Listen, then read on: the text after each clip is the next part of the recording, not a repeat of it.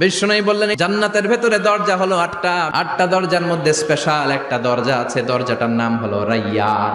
রোজাদাররা ছাড়া কেউ রাইয়ান দরজা দিয়ে ঢুকতে পারবে না।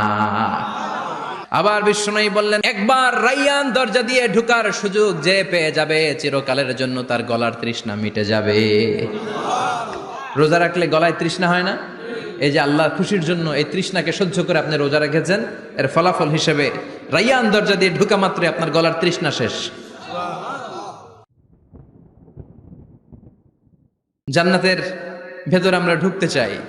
শপিং মলে যখন আমরা ঢুকতে চাই কোন দিক দিয়ে ঢোকা লাগে?